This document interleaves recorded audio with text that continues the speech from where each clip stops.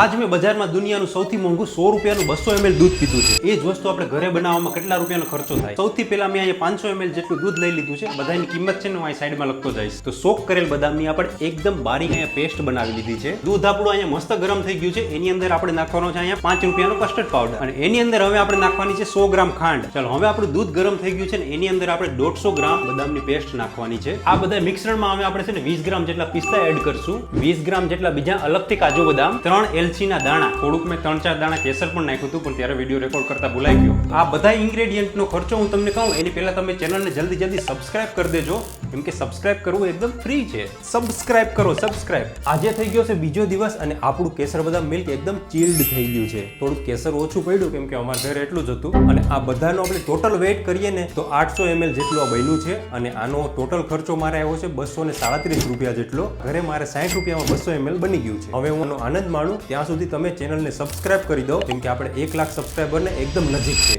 મસ્ત।